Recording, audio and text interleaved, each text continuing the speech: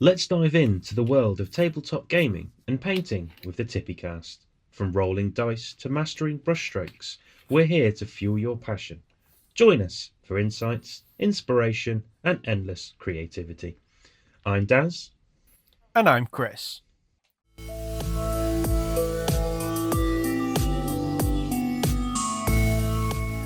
So, Daz, what's on the table?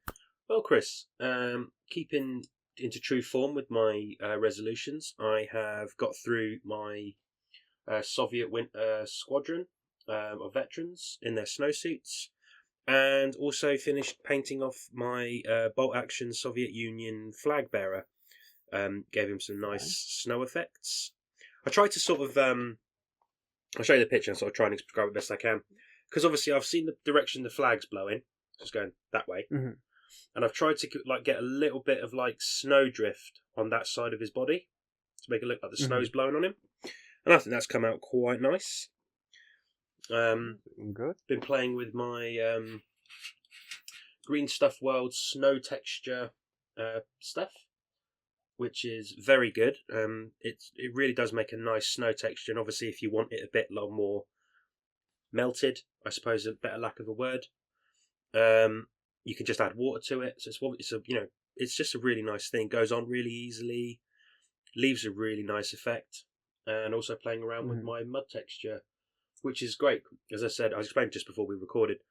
You can add like whatever color pigment you want to the mud, and then make the texture with it. And obviously, when it starts to dry, you can just start making the little peaks and rises of it, which is a really good bit of kit. I've also got my green stuff sunglasses on my man bat for my Bret Hart bat, or Bat Heart. Yeah, Bat Heart. I'm going to go with that. Bat Heart. Well, that sounds good. So they're going to get primed up tomorrow, weather permitting, because I'm a rattle canner.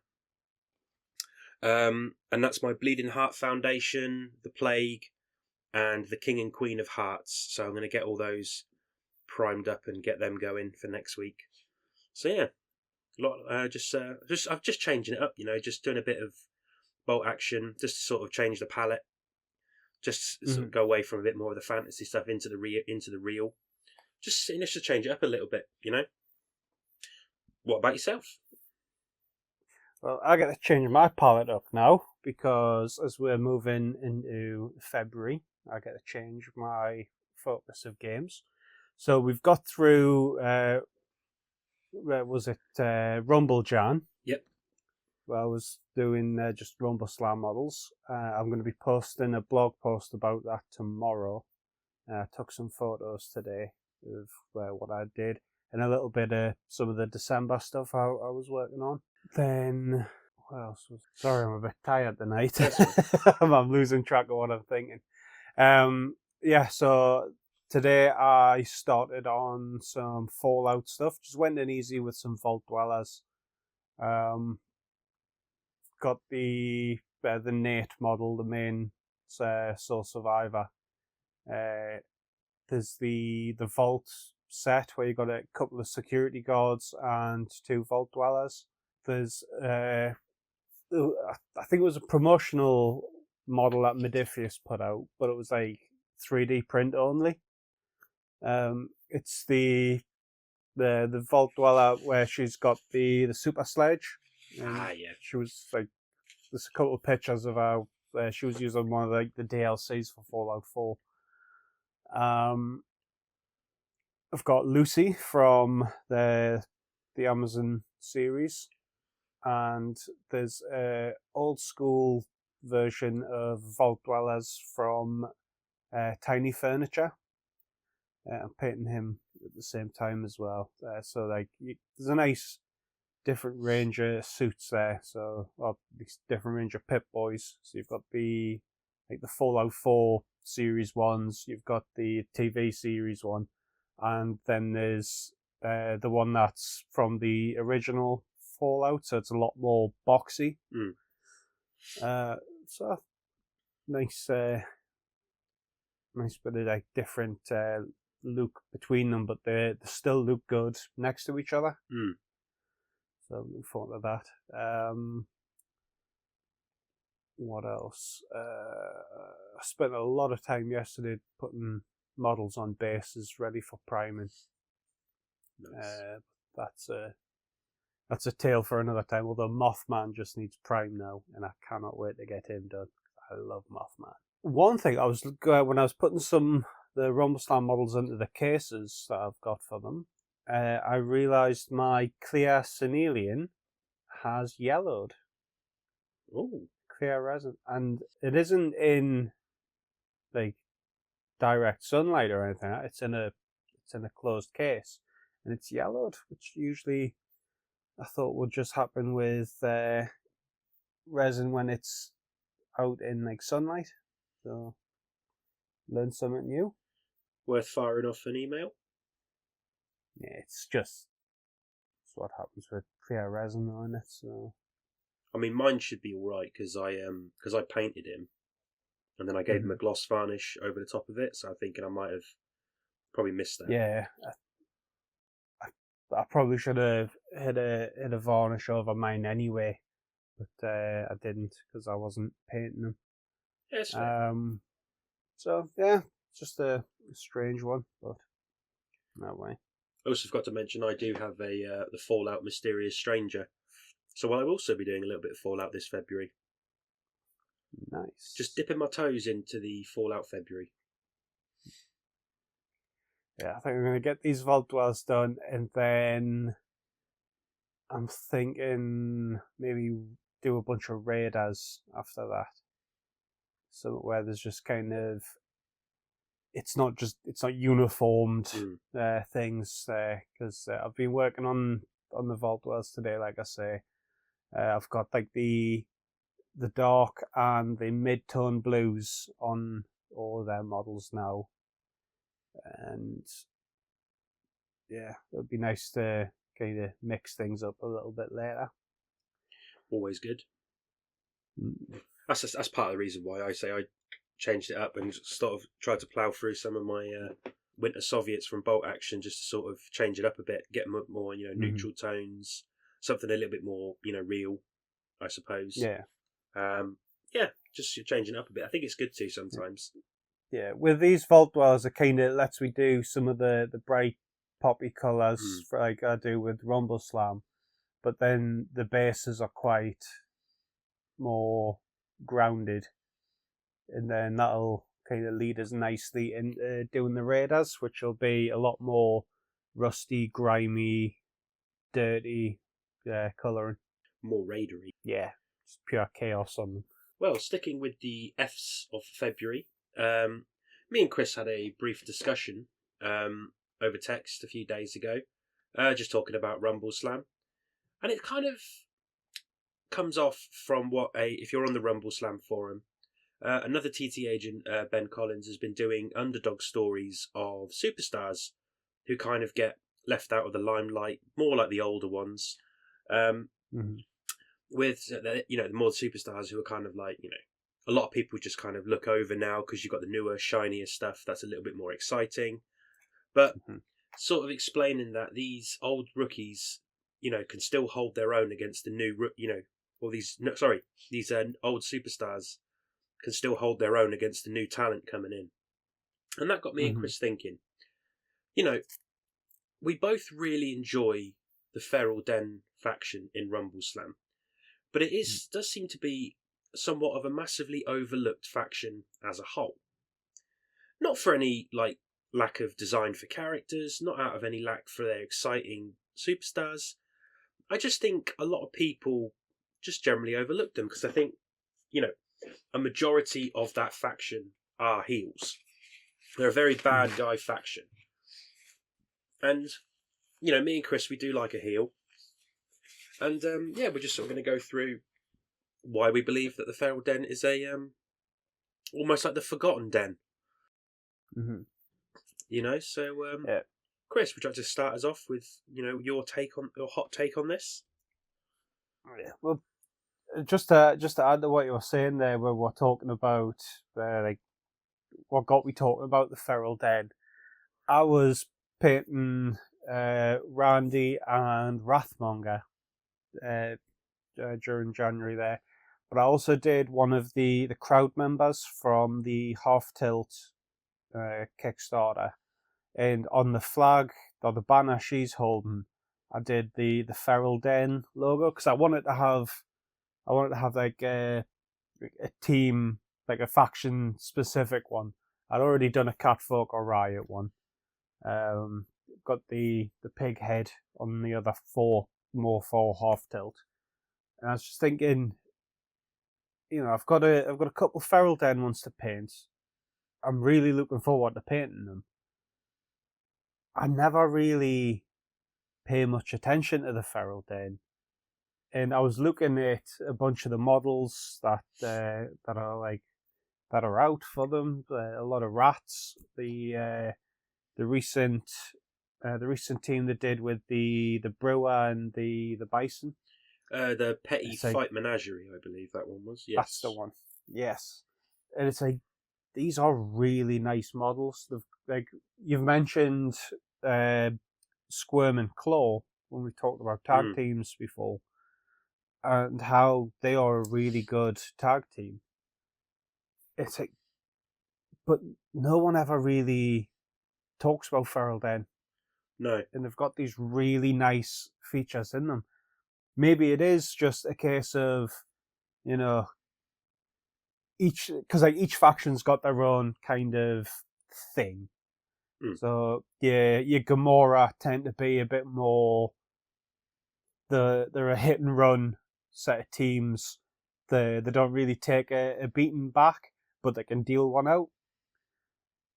Kaiser's Palace tends to be your more just, it's what it is. It's very basic.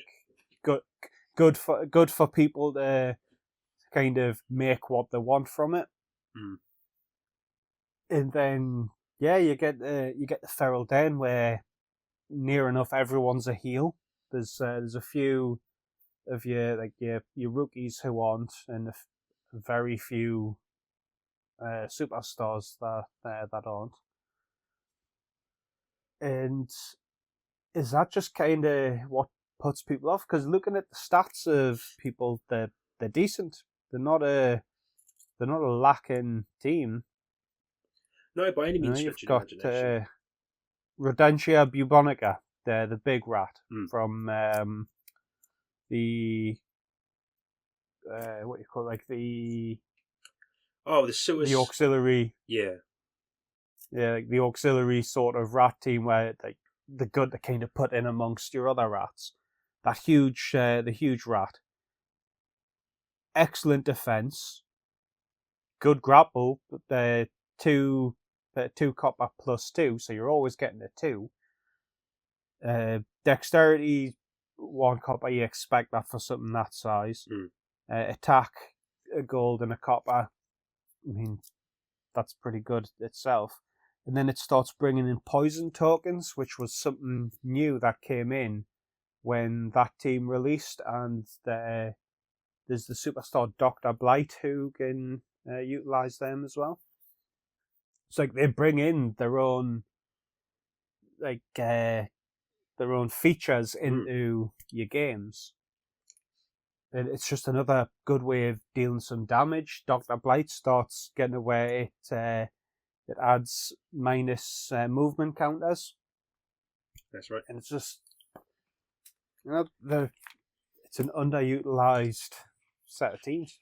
Yeah, and I think a lot of that, to add on to what you're saying, I think a lot of that is, a lot of people are put off heels.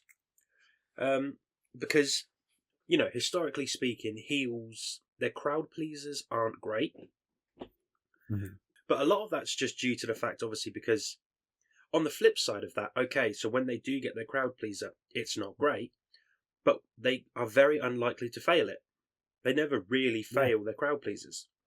Yeah, there's not a negative to it. A face character that rolls a boo, they get a minus.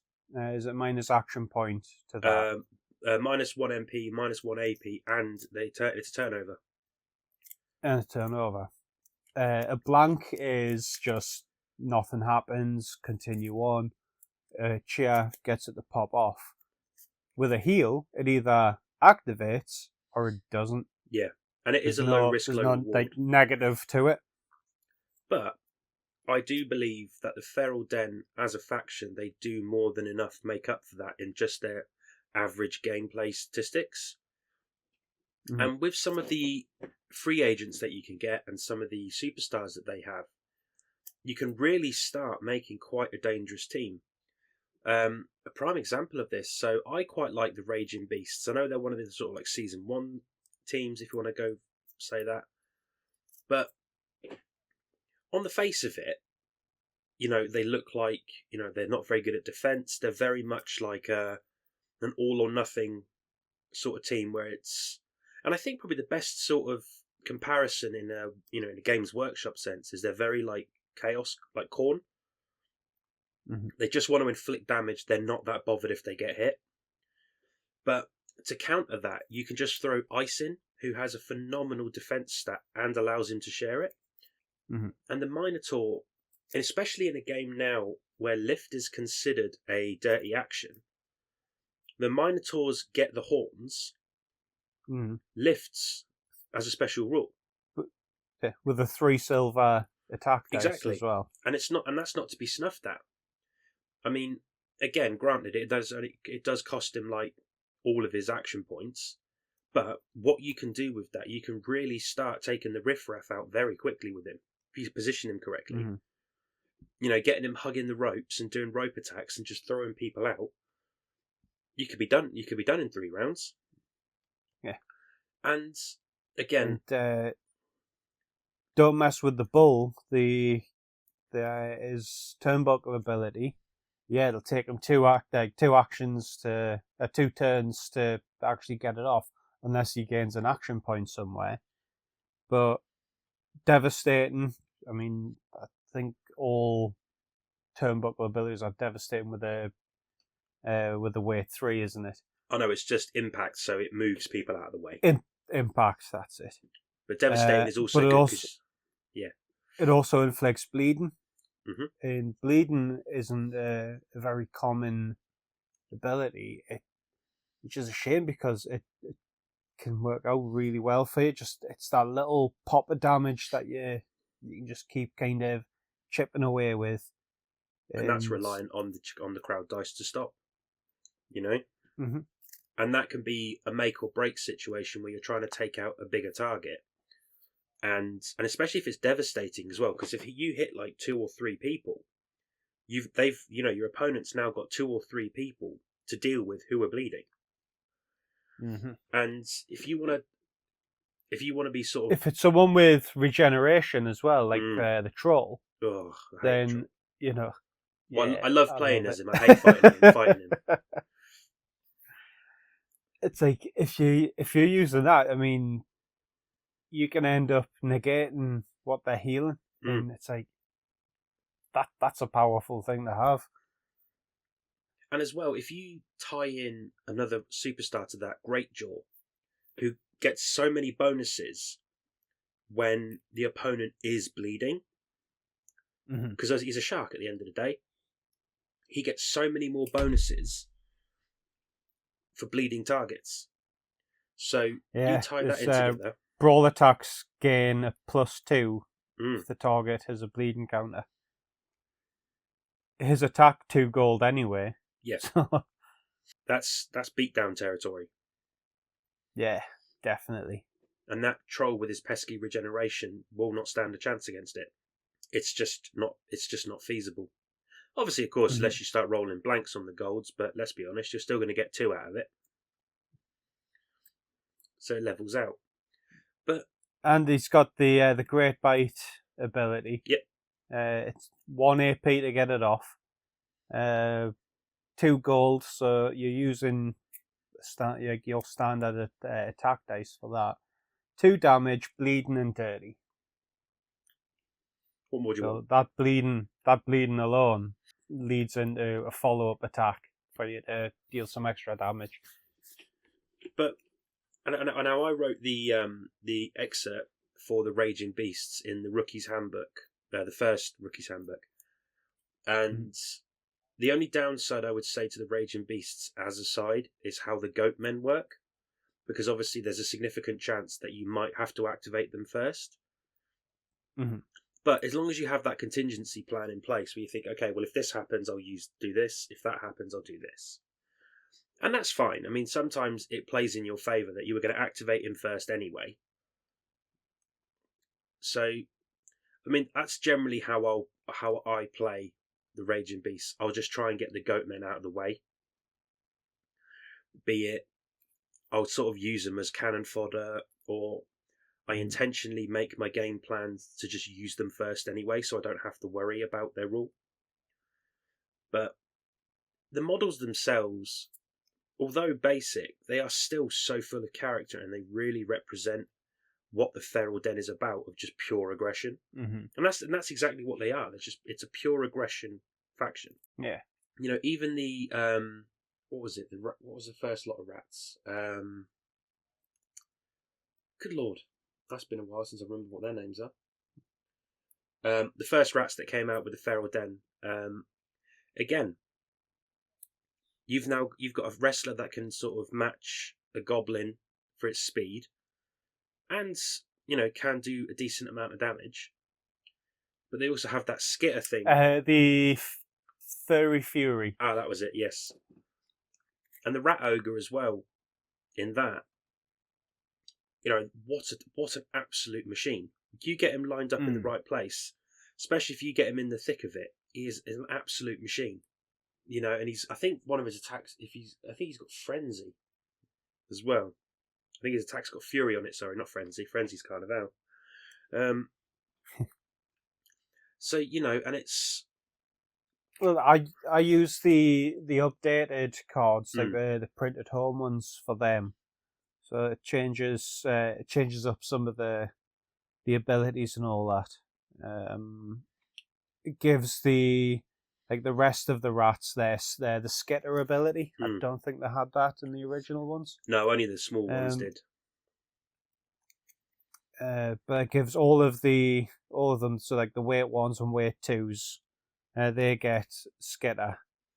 The Rat Abomination, he gets claws and teeth. This wrestler's brawl attacks deal 2 damage. What could you want?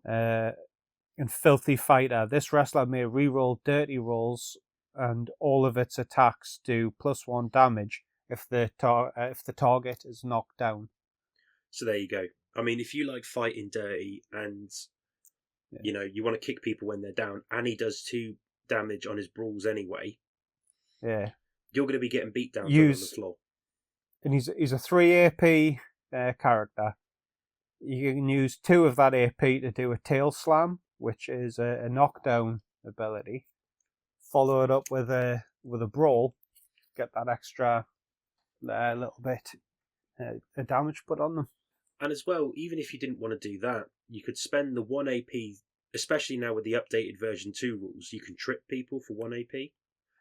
And because he can re-roll dirty actions, you could get effectively 2 shots at it, and then get the 2 beatdowns afterwards. So it sort of surprises me. See, I always forget about the tripping actions and things like that.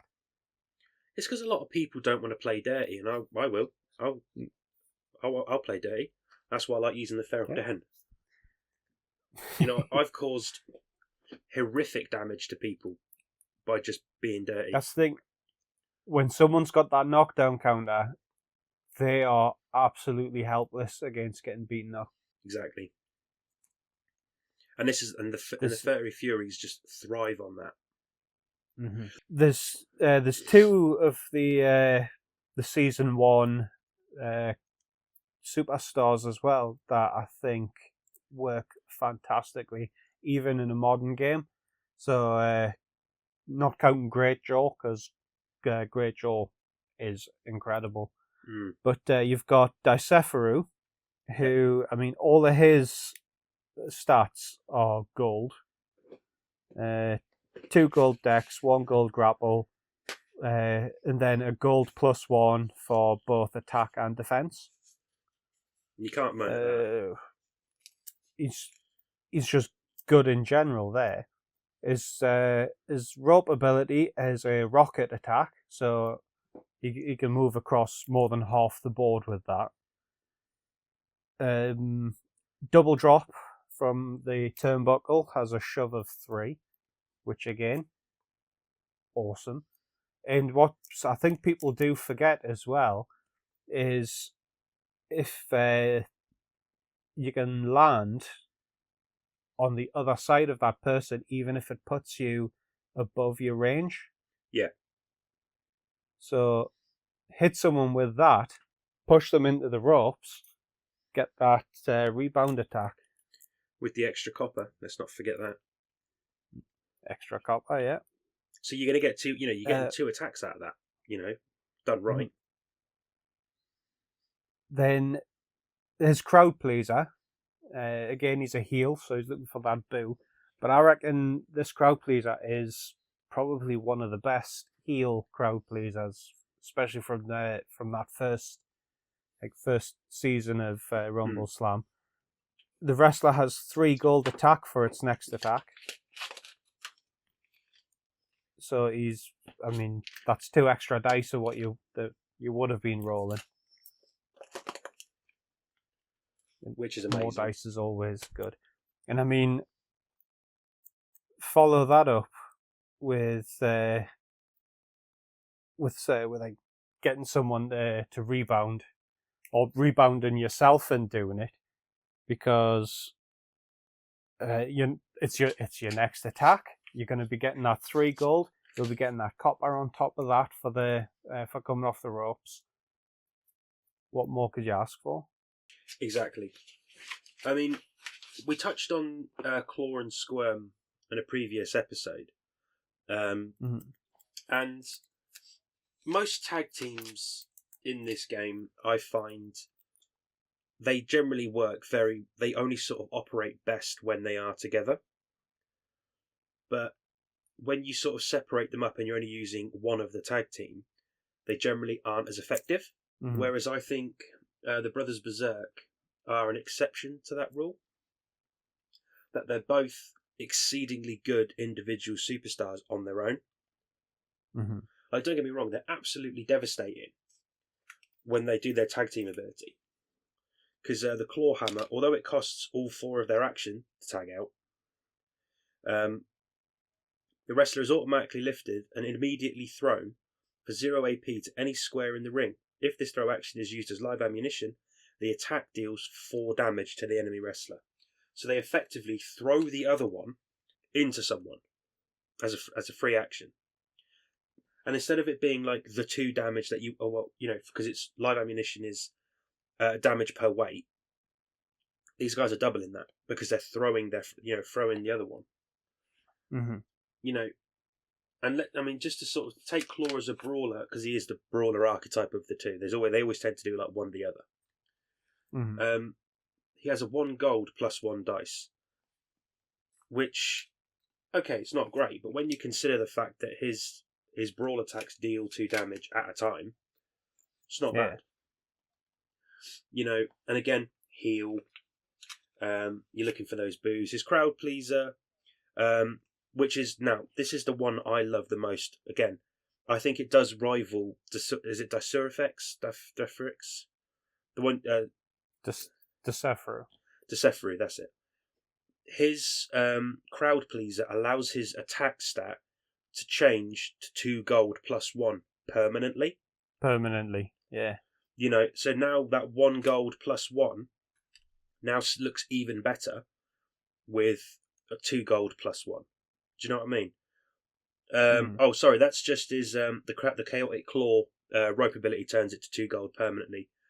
As it was 2 silver, so that's now adding 2. So the ropes now become even better for him. And another great thing about his rope ability, although 3 action points, the damage it doesn't tell you the damage, because the damage is the value of the value of this attack is equal to whatever you rolled in your attack score. So let's take you. So let's say. Yeah, you get the 2 gold. You could be getting anywhere up to 9 damage in 1 rope attack maximum. Yeah, and that's going to be taken down any weight too. Maybe even a couple of weight 3s, and that will take out superstars. Yeah. But onto Squirm, who now personally he's my favourite of the two. Mm-hmm. Again, much like his companion, he's got 2 silver attack, 2 silver defense, 3 silver dexterity. So they're not exactly sluggish, Mm-hmm. but his grapple +1. Now, what I love, Squirm makes a great addition to any team with the abomination in it. Yep. Because just that crowd pleaser Mm, that he's got, pick 3 enemies within 3 squares. Those wrestlers gain knockdown counters. Then you get that rat abomination going in there, and that's dealing that extra damage to them. exactly. But what I love about his grapple ability, the tentacle chokehold, one, it causes dazed, which is always handy when it comes off. Yeah. But it adds that little bit of chaos into 100%. the game. But when you roll the grapple dice, you add the weight of the opponent to the result. So if you're wrestling a weight 3, the heavier they are, the better your dice roll is going to be, because it's going to add 3. So then going up to a weight 3 superstar or going up to a weight 3 rookie with Squirm, it becomes a breeze. It's not like it's even daunting anymore. And they're 275k each, but obviously if you play them both, you get the discount. So although both of them very good on their own, I've used both of them individually in games and I've been successful. But when you use them together, especially the fact that you throw them they can throw each other at people. It's like, oh, I've tagged out. Oh, but your weight 3 is all the way over there. Yeah, well, I'm now going to throw him at him. And it's just absolutely lethal. Yeah, and it's again such a massively underrated tag team. And especially being at the Birmingham Brawl, I've seen people who are running teams. The Feral Den just don't seem to get much of a look in. But I reckon if they did, they would genuinely take it. Not so much take it, but they would take it with either style, absolute violence. Because that's how you've really got to play them. You've just got to throw them in, cause as much damage as you can, and then just hope they don't have any wrestlers left at the end. Yeah. But yeah, just a little taste of what they're capable of. And when you really start getting into the numbers of these things, especially with the newer additions, like the Petty Fight Menagerie, the sewer rodents, all the stuff they brought in with the Blight, the Dr. Blight with the poison, and obviously with the rats, you can, because they did a thing with it where you got every time you sort of like bought a rat superstar like Dr. Blight, they had like a little rat come with them, which is what you then add to your like menagerie of rats that come from the giant rodent. And now the next thing you've got loads of these cheap little rats running around, just causing a little bit of chaos, just messing with people. You got 3 of them with Rattenfanger. There's the Pied Piper of Hamelin, but a giant rat himself. You got there the sack rat, the gutter rat, and the pack rat. Exactly. And then Dr. Blight came with the lab rat. Yep. And the lab rat can increase its weight constantly through the game, depending on dice rolls. So it ends up becoming really good for pinning people. Exactly, and this is exactly what I mean. I think a lot of people just get put off them because they want to be the face. They want to be like, oh, I want to play clean. I want to do this. I mean, especially the Knights of the Squared Circle, you have that vow of chivalry where it's like you can't do dirty actions, and it's like, no, I want to do dirty actions. I want to be the bad guy. I want to be the one that every time someone gets in a ring with my guys are like, oh my god, what are they going to do? Yeah. Oh, why you keep tripping me? Well, because if I didn't, your guy would very quickly beat my guy up. I need every advantage I can take. Give me an inch, I'll take a mile.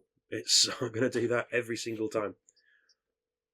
There's my other top choice for season 1 superstars is Rottagut. I would love to see him get an updated card to incorporate the poison counters, which he because does that is deserve. perfect for him. I mean, like, he's one of these superstars who doesn't look like any other like model in the game. There's no other like basically like Nurgle Chaos demon thing where it's just like falling apart. Yeah. There's nothing else like that in the game.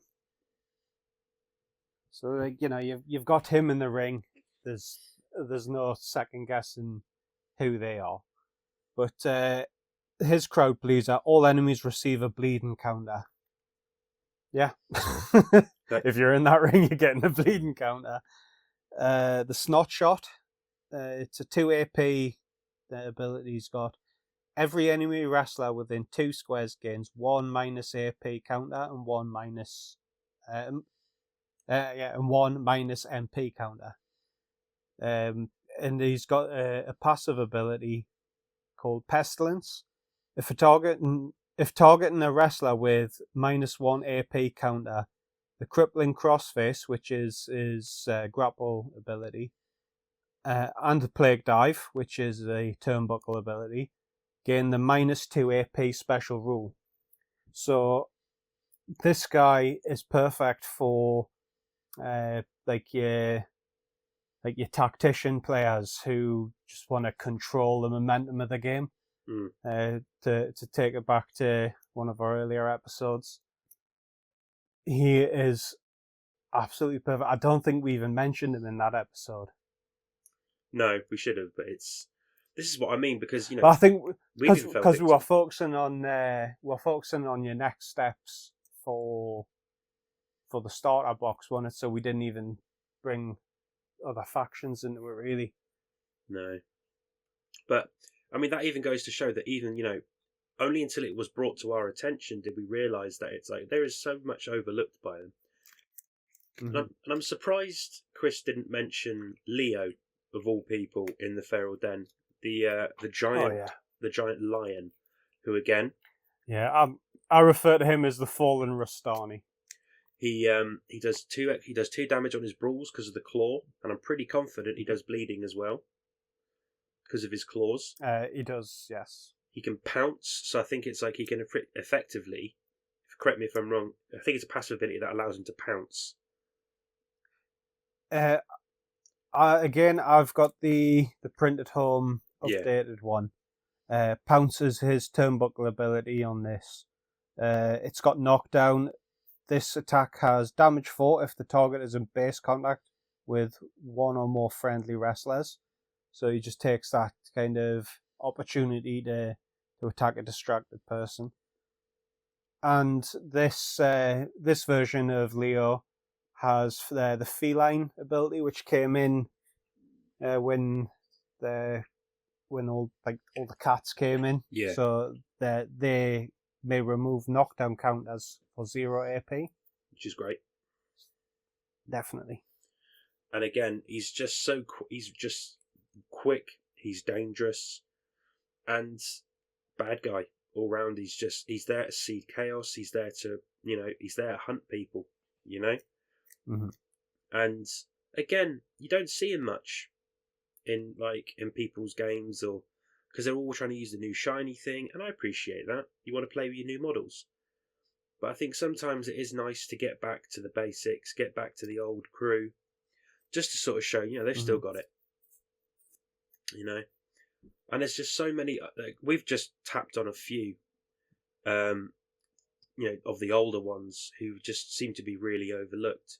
But when you really get down to the nitty gritty, I kind of think that the developers of the game made these guys, and they're probably a little bit sad that people aren't really using them properly. And it's like, no, you shouldn't be doing that. Don't fight fair with them. They're designed to fight dirty. They're not designed to be good guys. Like, be the bad guy that you want to be. What I would like to see, if especially from you, Daz, as a Gamora aficionado, I want you to start bringing Toothpick into your teams. Oh yeah, You lose your sponsorship bonus, but who cares? his crowd pleaser essentially gives your team what you call it, skitter. Nice. So Toothpick has trained his whole team in the ways of the shadow arts. All friendly wrestlers may immediately move up to 3 squares in any direction. That is Handy. the skitter rule, which you can apply to anyone, regardless of them having skitter. So I think mainly for Gamora, because like I was saying at the top of this episode, was they are very much hit and run. Yeah. So you want them to come to you, use all of their movements so they can't get away, ready for you to beat them down, and then use your movement to escape. And I mean, bring Toothpick into that. Even if you don't want to play a full Feral Den team, use them as that auxiliary like faction you bring in to just kind of boost your current play. And I mean, I tell you who else, a Feral Den superstar who works really good in another faction. So Greatjaw works really well in the Cold Bloods because all of them do bleeding on their melee. Yeah. So he's just going to have he's just going to have an absolute feeding frenzy. Like with all that bleeding going around, he's just going to be constantly dishing out bring him damage. in with the vampires as well from that'd be mental. From what you call it, the Bleeding Heart Foundation. That's going to be interesting. I'd love to rock because up to they're a tournament. using those bleed tokens. They're using those bleed tokens to gain health. Yeah, he's using them just to mess people up. I would love so much to rock up to a tournament and someone's playing, because even if you're facing the bleeding heart, because you have to create bleeding counters on your own guys, it's like, yes. Oh, do you really want to do that when I've got a shark in the ring that thrives on you bleeding? Like, is that what you want? Yeah. Is that what you desire? He's just, and you know what? For one of the older figures, I love his pose. It's so dynamic, and do you know what? Even though he's bipedal and a shark, you're just like, even in a like bipedal form, you can still really see the shark movement of his body, and he's just such a domineering figure. Yeah, I think I like the pose of that as a bipedal shark more than the Carnevale shark. Although I like I like that model. I love the hammerhead shark. I think the hammerhead shark maybe has a cooler pose as far as I think. But that Greatjaw is just shark. That if you want a shark biped model, Greatjaw's your guy. And I'd love to see like the Max Mini range bring a bunch of like shark people in and kind of have some models that tie in with that visual style. It'd be great.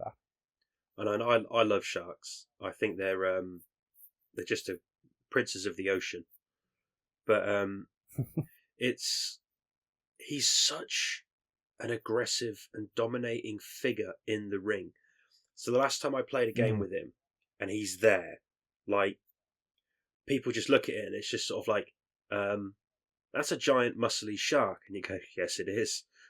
Yeah. And you've probably forgot that it exists.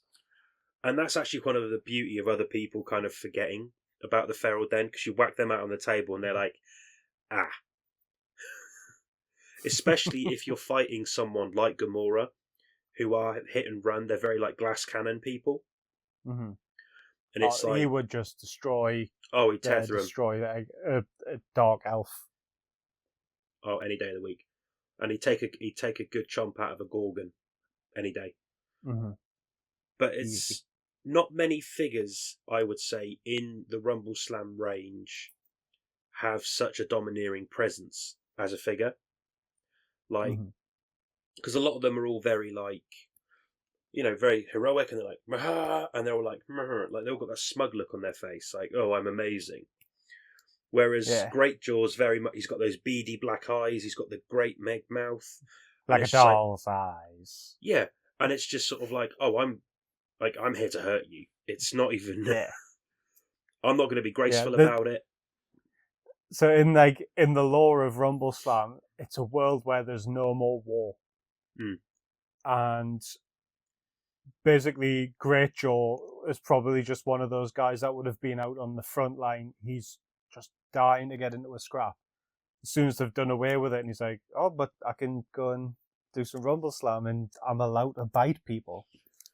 Sign us up. Yeah, because he's going to be the top law that he was an experiment, wasn't he? Like Leo and Experiment 262 or something like that. Oh no, Experiment 262 was no 626. I was thinking of Stitch there for some reason. Who, by the way, I would love that as a Rumbleslam character. But they're all like weird, crazy experiments, and it's just sort of like, oh yeah, I've got a rat abomination. I've got a rat team that I've got like crazy abominations. Oh, and a giant shark. Like, what are you going to do with that information? Experiment number 68. This is how the mighty wrestler known as Great Joe started life. Created in a laboratory, it is said he was created for the sole purpose of causing harm. Well, he does that. The research notes left behind at the lab listed the components that made this feral combatant. Among them were ferocity, bloodlust, anger, and aggression. Suffice to say, he was destined to join Rumbleslam. Yeah, he was. I mean, that's not a wrestler who's all about showmanship. That is a wrestler who is solely on this earth.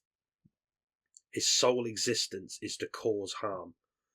And I mean... And Great Joe is currently in stock on the TT Combat web store for £10. Get on it. If you haven't got him, get him. And see how much havoc. And also, if you're like me, whenever I move him up towards people, I do the dun dun dun dun dun dun dun dun dun dun dun dun dun dun.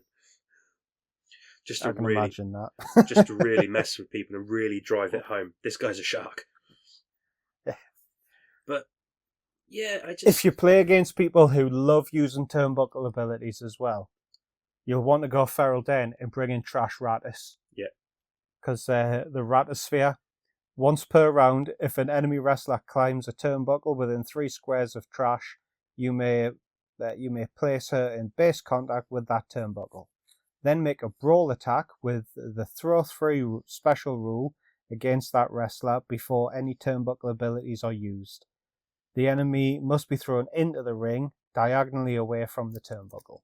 So you can get them closer into that middle of the ring. And I mean, use them as live ammunition. I mean, that's great against a side like the Timber Fists, who, the Amazonians, although I don't think that counts as them using the tree. It's if they're on the turnbuckle. On the turnbuckle, yeah. It's capital letter turnbuckle. So even the halflings, because obviously halflings, even rookie halflings, not excluding the Lords of the Ring, it's going to make them think about going on the turnbuckle. I think the best way to sort of summarize the Feral Den as a faction, it's like they disrupt anyone's plan. It's like they are just pure chaos.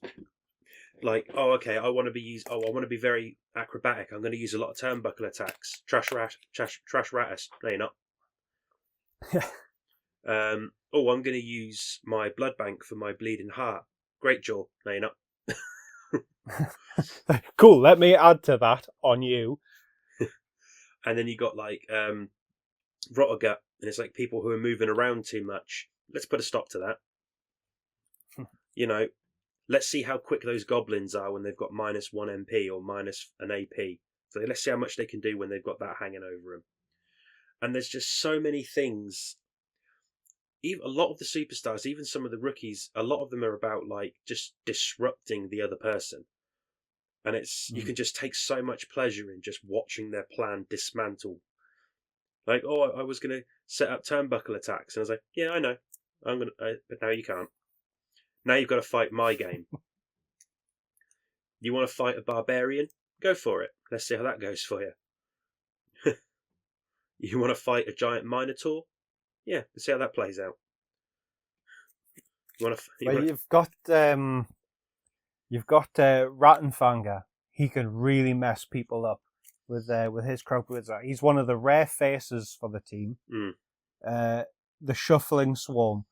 all friendly wrestlers with the rodent special rule. So you need to bring some like your rat teams in, and there's such good options for that. May immediately swap places with any other friendly wrestler.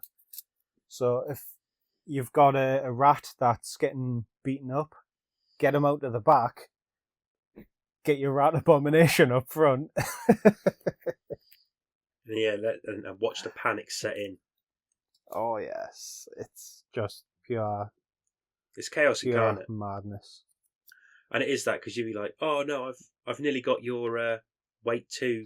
Oh, I tell a lie. It's just the little rats that have rodent. That still cause some problems. Mm-hmm. You think that you've just got one of them down to just KO, and then it's just sort of like, haha, rat, switcheroo. The old switcheroo. Let me just have a look there.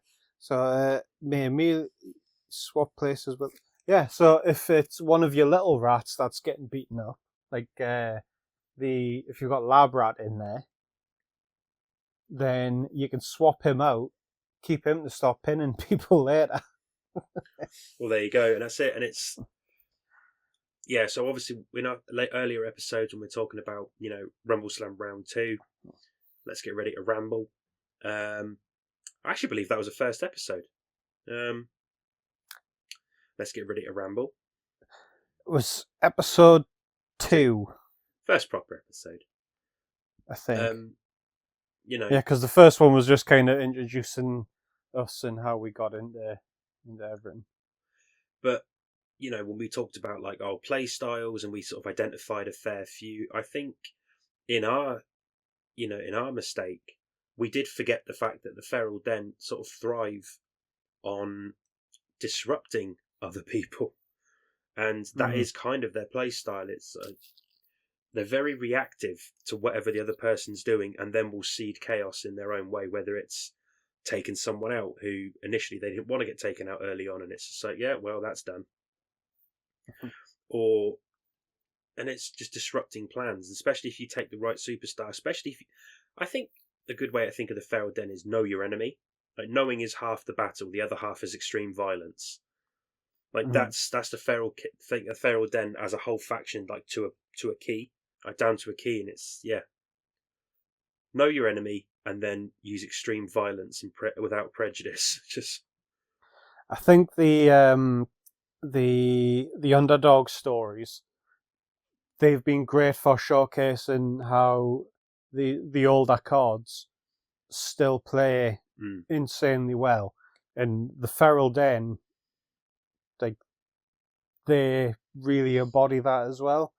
Like your older characters, they still stand up. They might not have all the bells and whistles of some rules that they really do well with.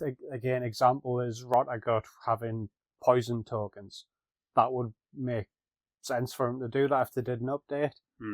It's a shame that it wasn't something that was in earlier in the game to kind of benefit from that.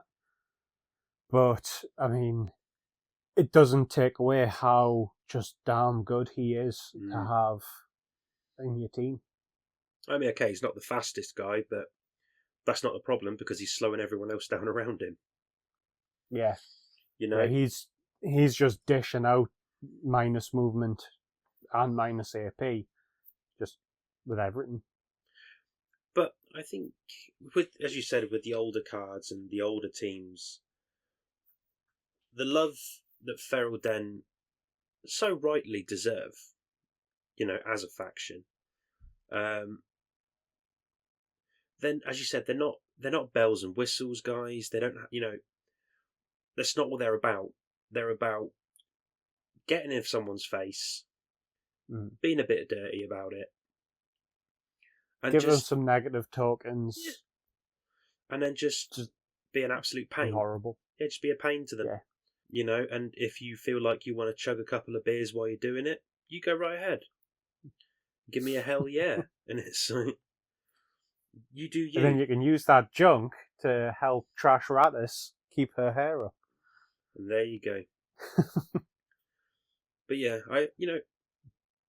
hopefully this, I think in future episodes this might sort of become a sort of regular thing where it's like underappreciated factions, not just from Rumbleslam, but watch this space. But definitely, if you have got some Feral Den knocking around in your collection, you haven't painted them up, or you've painted them but you haven't played them, go on, get dirty. Yeah, they're definitely a team that I think I'll be fielding a bit more, because the models look great. Mm. Even the older models look fantastic. They all just look super angry. Yeah. And yeah, they're just it's a style of playing that I don't do either. Mm. I'm not gonna sit there and say, oh, people should be playing more dirty teams, make the most out of all the rules and stuff like that. I don't do a lot with heels, but I reckon I'll be taking a bit more of a look at Feral Den, getting the grips with them a bit more, and using some more dirty rules. They're massively overlooked like dirty rules as a whole are overlooked massively. Mm-hmm. So yeah, and like I say, there's the printed home updated cards on the TT Combat website, and I use them for the rat teams. There isn't one for the goat men. Raging What Beasts. were they called? Raging Beasts. Yeah, with the Minotaur, the two Yeah. barbarians, and the goat men. Yeah, That's the one. There isn't updated cards for them, but there is for the Furry Fury, and that introduces the Gutter Rat card for them. So it's not a model that's in the set, but if you got the other rat team, there's a sewer rat, a Gutter Rat in there. You can just use that model. I mean, it's worth firing off an email or talk to them saying, look, can we get some updated cards for the Raging Beasts? Just because Daz wants to skewer people with a Minotaur again. And Rotagut. Get Rotagut because Chris wants to poison everyone. I would love to see people's faces when you bang out that at a tournament. They're like, ah. the UK Games GE. Yeah. Birmingham Brawl 3. Birmingham Brawl 3. Whoop whoop. I really want to bring the Furry Fury. Just bring some rats down. Everyone's expecting the cats. I'm bringing the rats. Well, when you know what they say, when the cats are away, the mice will play. But man. On the subject of the Birmingham Brawl 3, I will just plug it now. Well, why not? It hasn't gone live just yet on the UK GE. We'll be doing a normal points-based tournament system play. Points for wins, points for draws, no for loss. And it'll be on the Saturday. And we are also looking for some volunteers to adjudicate. You will get free entry to the Saturday of the UK Games Expo. You don't need to be there all day, just a couple of hours of your time, either in the morning or in the afternoon. And if you go onto the Rumbleslam forum page on Facebook, you'll see a Google Docs share to just pop your name and email on there, and if you're available in the morning or in the afternoon. Any help would be appreciated. And yes, as again, you do get a free entry to the event on the Saturday. We will provide you with a whole seat, but you will only need the edge. But the rest of that seat you can use to pick up and use as live ammunition. Exactly. Because it's the only way we're going to strip that belt from them. Leotards are optional, but encouraged. I think with Birmingham Brawl, it's a good point to move on to some new and shiny. New from the feral and disgusting to the new and shiny. So, obviously, me and Chris are quite excited about the couple of the TT Combat announcements. I shall let Chris do the Rumbleslam one, and I shall partake in the new box set of the Ospia Diale Doctors, which features a new sculpt of the Doctor of the Firmament, where she's coming out of a barrel. Very nice. Doctor of the Firmament, top 5. Oh, yeah, she is. Did not notice that. Doctor of the Firmament, for me, across the whole of Carnevale, top five, one of my top five characters, just because they are the only mage in the game that is allowed to take spells from two different styles of magic. Nice. So you would learn both cantrips. So it's a mage. It's a mage 2. No, it's a mage 3. It's a mage 3. You get both cantrips from any schools of magic that you know. So that's 2 spells off the bat. And then you get to pick 3 other spells from other bits of magic. So you have a maximum of maths. 1, 2.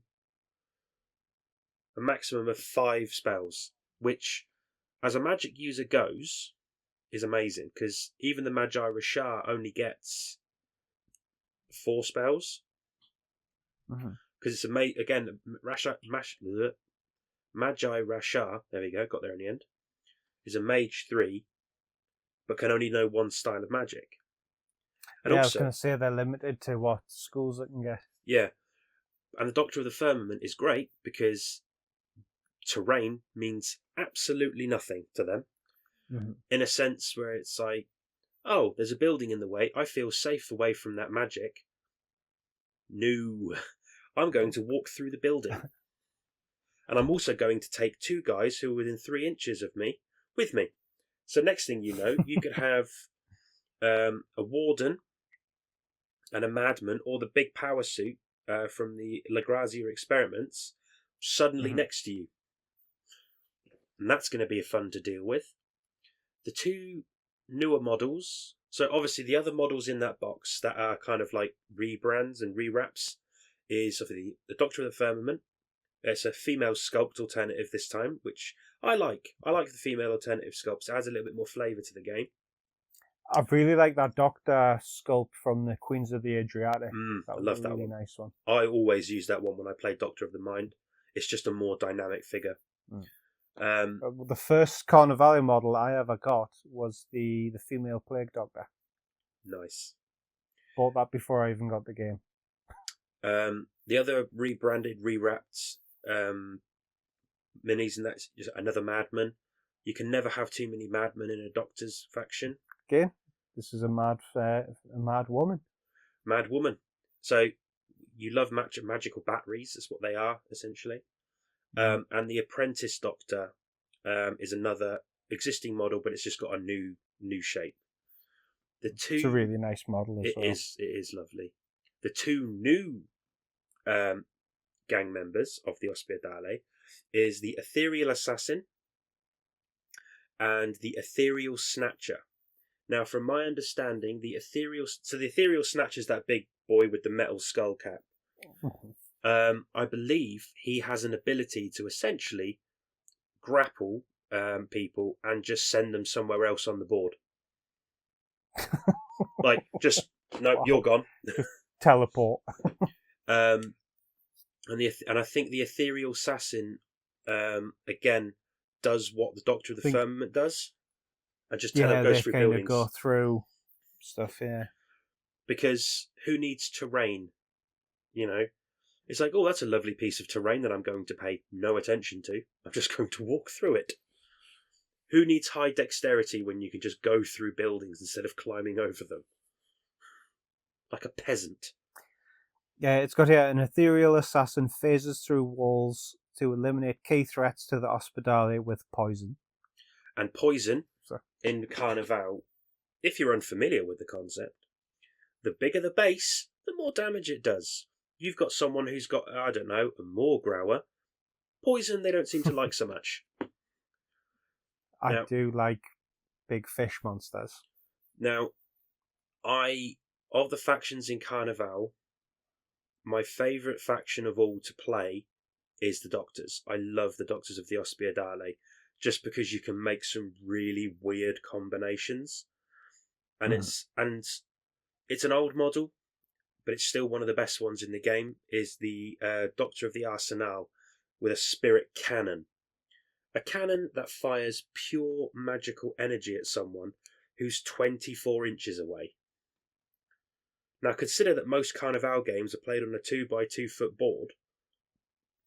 If I'm on a high enough building, everyone's in range.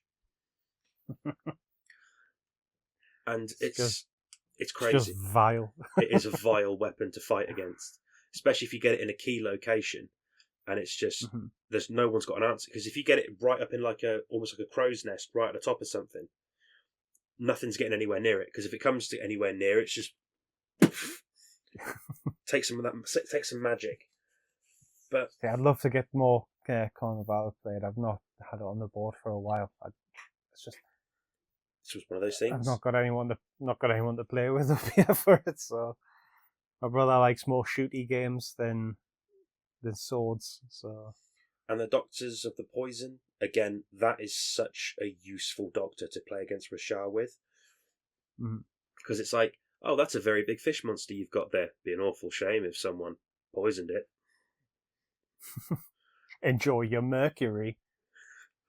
And I grant you they are a very squishy force, but the things you can pull off with them if you put them all together really nicely. Like, I could have guys with bombs, with cannons, with pure electrical energy, like the electric cannoneer. You get that lined up perfectly, you can shoot 3 or 4 people in one action with it. You tell me that's not fun. It off. You tell me that's not fun, and I defy you to tell me what's not fun about that when you can line up 3 or 4 people and just shoot one of them and all of them get hit. There is a downside to that if the electric cannoneer is too close, you also become a target, but cross that bridge. Cross the bridge when we get Just there. hope you're earthed. Hope you're earthed. But yeah, the new box for the Doctors Ospiedale, it's on pre-order. Pre-order now, yeah. Pre-order now. Get yourself some Doctors. Great faction. Really tap into that steampunk aspect of that no other faction does. And if you like magic and you like weird guns that fire magic, Doctors are for you. Definitely. In the Rumbleslam part of the world, they at TT Combat have teased the Cranio del Azucar. He's a big sugar skull skeleton. Loves eating. Dan has him tattooed on his arm. This exact one. So a new team of sugar skulls coming along to join previous Moot Carlo characters. Kalaka Kabbalah, the boys. I really like that team. I do. Well. I like all the teams. I don't think there's a team I don't like. No, I'm with you there, yeah. So yeah, in the email from TT Combat, if you're on the mailing list, if you're not, join it. Most wrestlers stick to a high protein diet, not the sugar skulls. These big sweet tooths cannot go more than an hour without having a cheeky candy.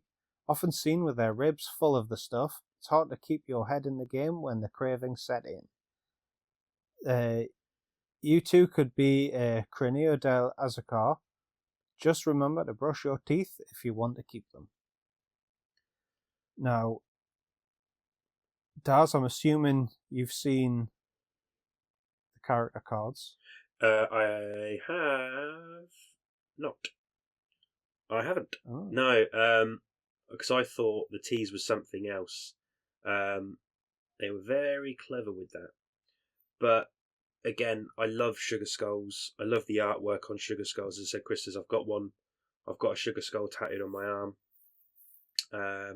What's funny about it is, ironically, my Sugar Skull does have a gold tooth, where it's clearly probably lost one, and it's got the word sinner written in its teeth. But probably from eating all the sweets. I've got a Sugar Skull on my wall next to where I paint, because my mum does like card making, and there's a press thing that kind of stamp in. Oh, like embossing. Embossing stuff. And one of them is a Sugar Skull that she has. And at the time I was painting the Kalaka Kabbalah, and she came in and gave us that to put on the wall. So I was like, oh, hey.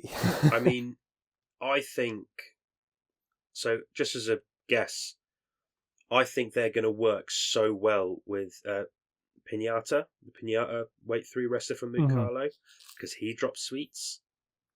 Yeah. And I think the sculpt that they released it's very much the weight 3 wrestler of that group. The sculpt on that looks really crisp. Like, I think there's also like the candy skull painting on its skull is slightly raised, so it's going to be easier to get that sort of detail on the sugar skulls. I'm not sure if it is. Well, it's going to get done anyway. It's just zooming in on the picture. It looks like it's just been painted with like a darker and a lighter. Well, either way, it's going to get done for mine. It gives it that shadow, but yeah, it'll be getting. And I personally think that these guys are going to be real pains in the jaw, because I reckon with all the sugar that they're going to be intaking, because of the toothache, and I reckon because of all the sugar they're probably going to intake, it's probably going to be making them very quick. You know, like just buzzing on sugar all the time. I mean, look, I love the Kalaka Kabbalah. They could try and say that 4 times, because I love their sort of theatre to their group. You know, like with the Danza de las Muertas, and you know, just the whole aesthetic of them. And again, I'm just excited for these new ones, because it's been a long time. Because obviously we've already had the Lords of the Ring, then we had the Brawl Marillion to back them up, and the Kalaka Kabbalah. There we go. I have to slow that one down. Finally getting their backup that they need, and I do hope that they keep the Danza de las Muertas with these new guys. You know, to some degree, because I don't want them to be, because obviously the Brawl Marillion, one of them does have, and I love the Danza de las Muertas. It's so annoying for people to fight against it because they love it. Or I love it because it's like, oh, you've knocked one of my guys down. That's fine. I'm getting re-rolls. Oh, I've knocked someone of your guys down. That's cool. I'm getting a re-roll. And it's, and then the Angelitos Brawler. Oh, just, for a weight 1 wrestler, he is such a pain in the ass when he's got all those re-rolls. But I'm really, really excited for these new, the new Mexican skeletons, or Esquelitos. That's it, Esquelitos. Really excited for Esquelitos and Esquelitas? Esquelitas, yeah. Esquelitos and Esquelitas. So I'm really, really looking forward to these. I mean, what's better than a skeleton in a sombrero? There's not much. Two skeletons in a sombrero. Maybe a skeleton wearing a mankini. Not they haven't done that before. But I can't wait. As well. And it's very likely that they'll probably bring out some more skeletons. And more skeletons is always more fun. Like, I like skeletons. They are. I like space skeletons, bone skeletons. It's all good. Mexican skeletons. It's all good. Mexican skeletons and mankinis, skeletons with a microphone. Skeletons, orc skeletons, big pile of skeletons. The list is endless. No, that's it. Turnbuckle sticking out of a big pile of skeletons. It doesn't have that rule to use it. Which is slightly disappointing, but you know. It's on the model. What you see it's on the model. Let me use it. I might bring that up to someone. Rules version 2 for that one. Just bring that new card out. TT Combat's also got some stuff restocked. If you like your... Okay, I always get this one wrong. Drop Fleet. Drop Fleet's the ships. Space. Yeah, is the ships, yeah. So, modular space stations for Drop Fleet. Nice. Has been restocked. The Shaltari core ships, which look very cool. Resistance light ships, they also look very cool. 4 drop zone, the features pack, which has like radar dishes, power stations, and stuff like that to go on your board. I've got a set of those. Got them last year for an idea for a diorama I want to make. A couple of recent Rumbleslam models have been restocked. Scrungles the Obliterator and AJ Lynx for the Diamond Oasis. 2 recent superstars who are very good. Ace of Hearts, excellent name. Ace of Hearts, he has been restocked along with Triassic 5 and the Stable of Chivalry.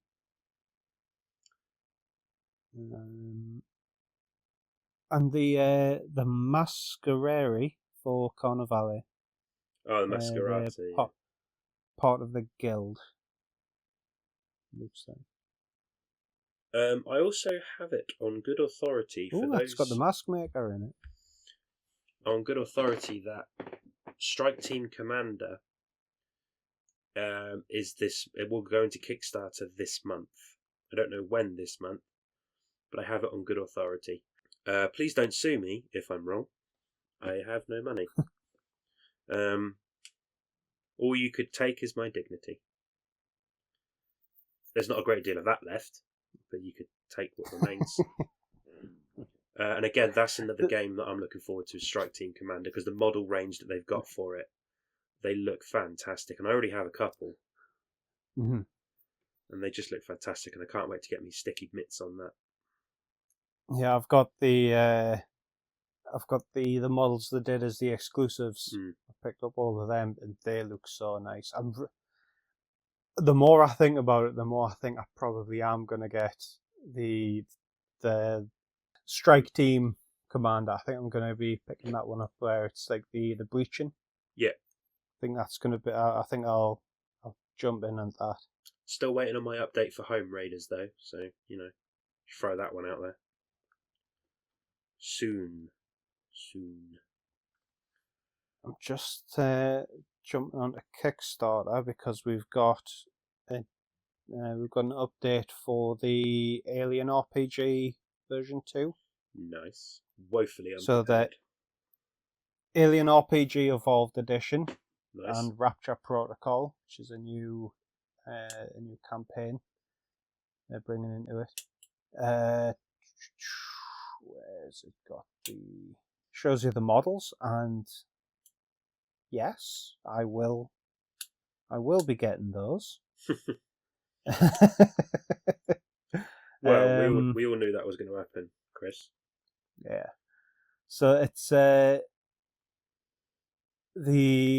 updated rule book with some revised rules and stuff like that. Everything that's been released is compatible. Nice. It's like compatibility forwards and backwards. So it's not like a new version. It's just more of a clarification of things, and kind of. I think there's been like some rules that have been quite clunky, and this is just fixing them a little bit. Rules for zero gravity. Stuff from Alien Romulus is coming in, so ships and weapons. Revised spaceship combat. Expanded campaign play tools. Something that's really interesting me is the Last Survivor, which is the Alien RPG solo mode. Nice. And I cannot wait for that. There's a new starter set that'll come out with it. Rapture Protocol, which is another campaign, a cinematic scenario box set. That'll be there as well. Where have they put the date on it? Coming to Kickstarter March 25th. Lovely. So next month, back end of next month, that'll be there. So that will be just after I get back from a holiday. Ooh, very nice. Now, So it was there'll be funny. a slight break in beginning of March. Yeah, we can be fine with that. Now, funny enough, you actually say about the final survivors. Um, obviously, not that we don't talk about Don't Look Back very often. If anything, we barely mention it. I mean, what we only mentioned it. We only mention it sort of like, I don't know, every episode. Once a month at least. Once a month at least, and basically, with the Final Girls, remember the Final Girls box that they did?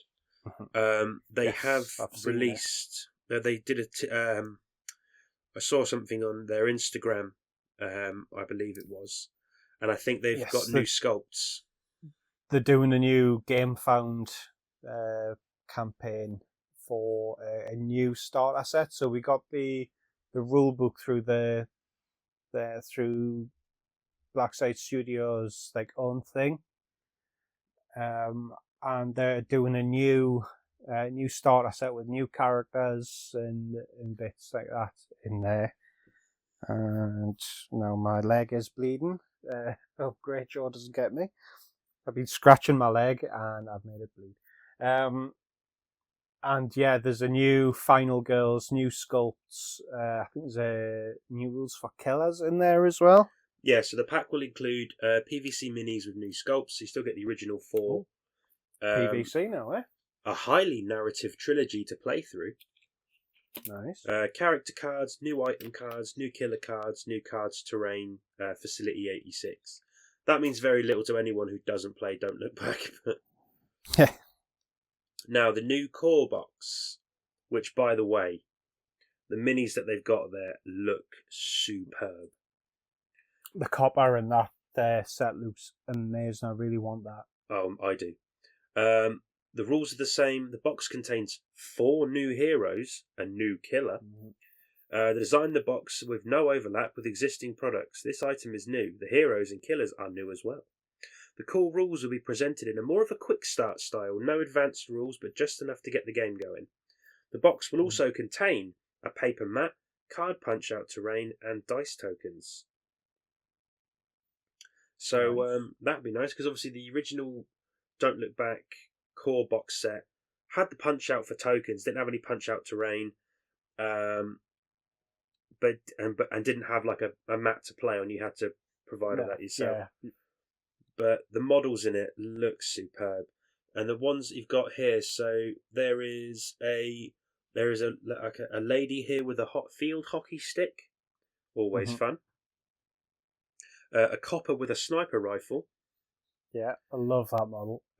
Now, here's the one I like the most out of this group. It's the one holding a lantern and a table leg as a weapon. And I can't quite make out that last one.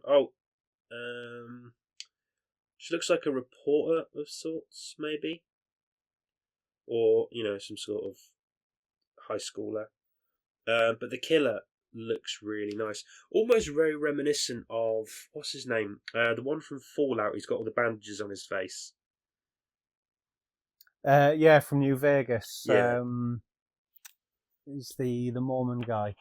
Yeah, very I reminiscent forget of what that. he's called. But he looks like a very lanky killer. So that is something. Hopefully, it will be out before my friend goes to America because he will be bringing that back for me.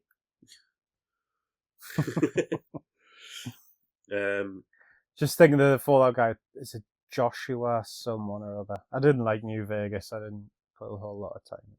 But So I didn't get with the DLCs. I mean, realistically, I say for all the Don't Look Back fans out there, it's just me and Chris. Yeah. The Final Girls, it's the same characters from the old one, but new sculpts. And they look great. And yeah, new cool, new stuff for that. I like the I forget her name. It's the character with a skateboard.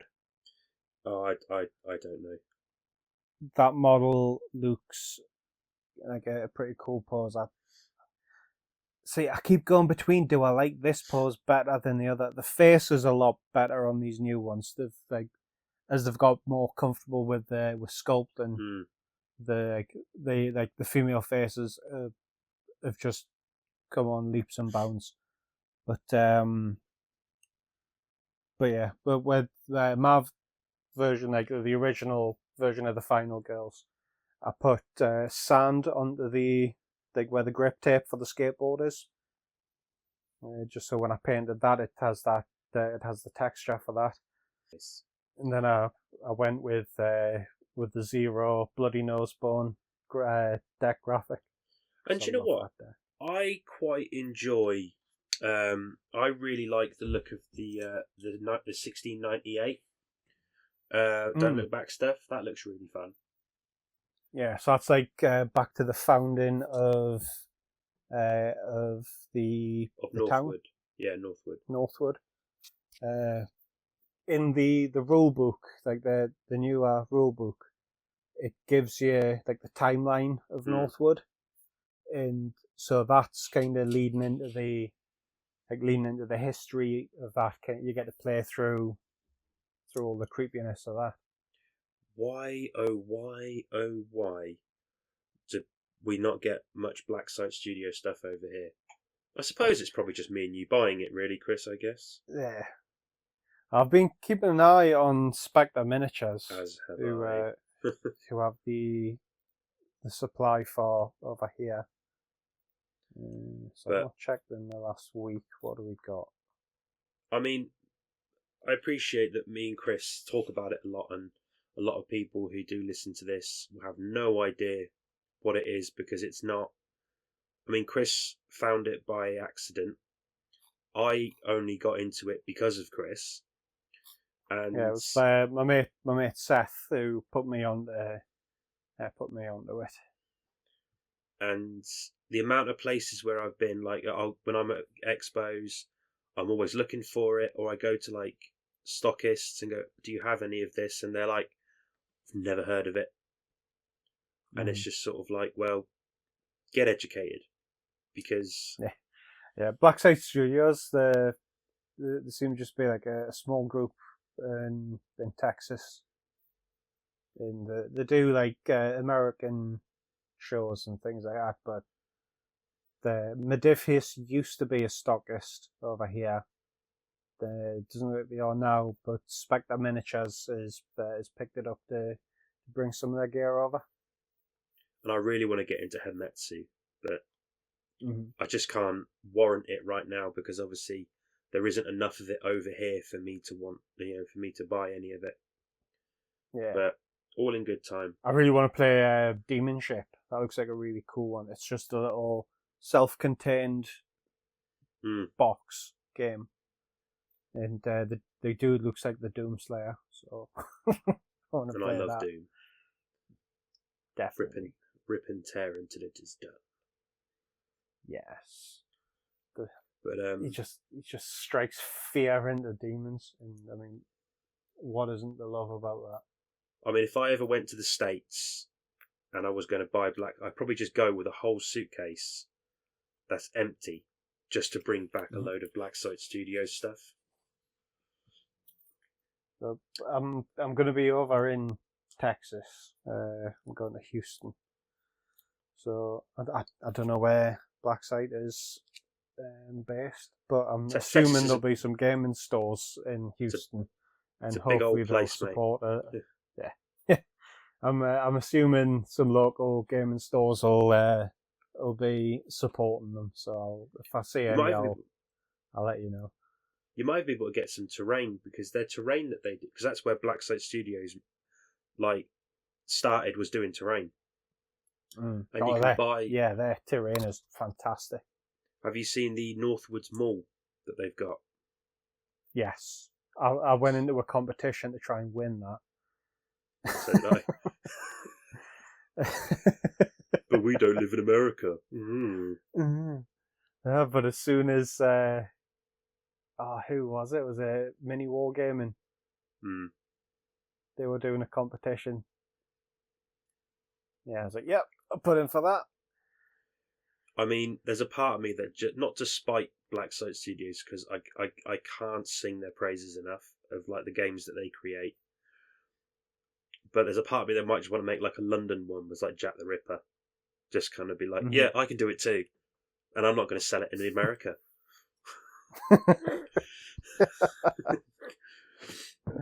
But hopefully in time, we'll start seeing more of it over here. Worst case scenario, when I get my 3D printer, I'm just going to have to start 3D printing the stuff. So yeah, because they do the STL packs, and I mean, if push comes to shove, just get that. But I would love to see the Black Site Studios stuff over here a bit more. And if you haven't checked out Black Site Studios and you just want to like stop here, me and Chris not talk about it, we won't stop talking about it until you say that you've watched something on it. How about that? Yeah. Just get into playing Don't Look Back in Violent Dark. Otherwise, we're going to keep talking about it until you do. If you like Alien, you'll love Violent Dark. Put it that way. Thanks for joining us on the Tippy Cast, and if you're listening on Spotify, be sure to follow us. And if you listen to us on YouTube, why not drop us a like and subscribe? And weigh in with your thoughts on what we've mentioned, missed, or something for us to look at for the next episode in the comments below. And it's a goodbye from him. And it's a goodbye from me.